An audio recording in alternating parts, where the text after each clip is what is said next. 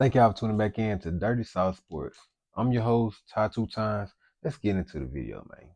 Today's episode is episode number 1. My first time making a video or actual video, so clap it up for me down in the comments. You know what I'm saying? Congratulations. It's something I definitely been thinking about doing for a little minute, and now I'm putting it to the test. So y'all stay with me, man. We got a long road. Keep you updated on a whole lot of sports, whole lot of Georgia teams.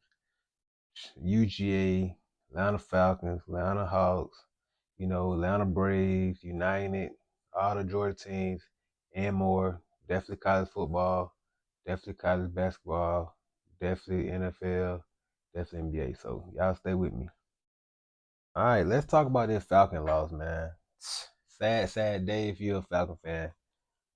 Not like we ain't used to it, but we definitely was expecting a lot more, just with Penny starting, because Kirk Cousins had what 9 interceptions in the last 5 games, so definitely was expecting anything, better than that. So he definitely, Michael Penix definitely had a great game. Nothing to take from that young man. He definitely played a hell of a game. Um, I feel like the clock management at the end of the game was terrible.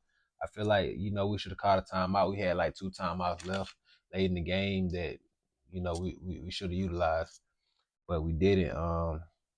Then um, Michael Penix, he had a lot of great throws, a lot of throws that was inconsistent, but I feel like that would come with due time, just with him trying to get the rhythm of him and the wideouts and him and the tight ends and stuff all on the same chord and stuff. So definitely gonna take some getting used to, just but that'll come with due time, just with him getting the rest with all the ones. So definitely nothing to worry about with that because he definitely has the talent. He got the arm, he got the velocity.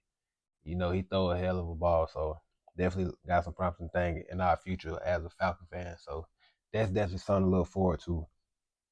Michael Penix he was 19 for 35 for 223 yards, 1 touchdown, 1 interception. That 1 interception he had was like the first drive of the game. It definitely, like I said, was some miscommunication on the pass. I can't remember who he was throwing it to, but it was really nowhere near the receiver. But I mean, hey, first drive, jitters, whatever, he's still young, so he's not that young, but he's a young in the league, so that'll definitely come better with time. So I'm definitely looking forward to his future. But like I said, yeah, he was 1935, 223 yard, 1 touchdown, 1 interception. Robinson he had 17 carries for 90 yards, 2 touchdowns. Drake, he had 7 receptions for 106 yards. Drake got 1,000 catches for the first time in his career, so clap it up to him. So on to the Commanders. Um, Jaden Daniels, he was 24 from 36 for 227 yards, 3 touchdowns, 1 interception. He did play a hell of a game. I didn't expect really nothing less from him. He's been playing some good football all season for this to be his rookie year. He also had 16 carries for 127 yards. Um, But back to moments that happened in the game. We definitely had after we tied the game up late into the game. We had a chance to make a field goal. Like I said, during the bad clock management, but we missed the field goal. We missed it short. Penix definitely had some great throws. He definitely had some throws that are inconsistent. But like I said earlier, with due time, that will, get corrected. Just with him getting used to receivers, getting used to their speed, getting used to how they break on how they cuts, and how they look at the top of their routes and stuff. So that'll come with due time. You know, they just wasn't on the same page. With the Falcon playoff picture, we got like a 12% chance of making the playoffs. We have to beat Carolina, and Tampa Bay had to lose to Carolina. So we need those two things to happen. So hey, keep your finger crossed. Hopefully something can happen and just get it back in the playoffs. Um, on to our next subject. We got UGA. Carson Beck has signed the letter to go on to the NFL. He will be entering the draft this year. He was a great player for UGA. That senior quarterback, he had 3,485 yards this season for 28 touchdowns, 12 interceptions. QBR at 80.9. They were 10th in the nation. I said he had a great career, great career praying for him. We also praying for him with his injury throughout the playoffs. I know he won't be returning probably for the playoffs because he had to have surgery. So good luck to him and entering the draft. Wish nothing but the best for him.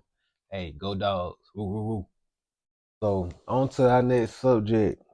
Talk about some of these games on Saturday. I really gonna talk about two of the games on Saturday. Actually, we're gonna talk about the Miami game and we're gonna talk about the Colorado game. We'll start off with the Colorado game. Colorado lost 36-14 to BYU. I don't think Colorado had no top 25 wins this year, but they definitely they did what they were supposed to do. I feel like they did what they were supposed to do. They won the game they were supposed to win, and they did crack the top 25. So definitely salute to Dion and the Colorado Buffs. They definitely had a great season. Travis Hunter, Heisman winner, he definitely was a great player, definitely well deserving. I really feel like they played Shador kind of short on the Heisman finalist list because he definitely should have made it. But I feel like they didn't want to give Dion that much credit again, putting both of them on the Heisman finalist list. So, but um, I definitely didn't expect Travis Hunter and Shador to play the whole game like they did, but I definitely salute them for finishing what they started at Colorado.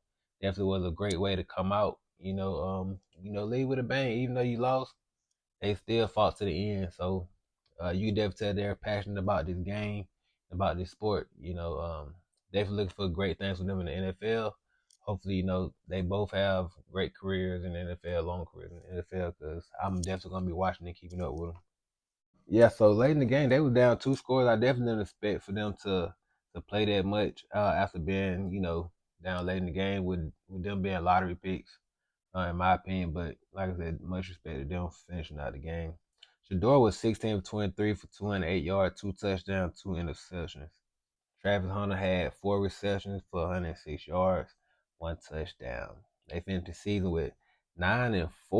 You know what I'm saying? That's definitely a way to turn that season around, man. Them only win like one game a couple years ago. It's kind of mind boggling actually if you think about it. It's probably the fastest I ever seen a program get turned around. But now with the transfer portal, like anything can happen. Now you can pick up who you want to pick up or who you can get to come. So definitely looking for great things. Still coming out of Colorado with them landing Juju and the quarterback from Liberty. I can't remember his name, but he definitely a great quarterback. He definitely did some great things for them. And if I'm not mistaken, I think he was recruited by was it Clemson? So I can't remember who was recruited by at first, the Liberty quarterback, but um, yeah, he definitely a great quarterback. I'm definitely expecting things up out of him. I don't know if Juju gonna start next year just because he a freshman. I probably say he probably start the second year.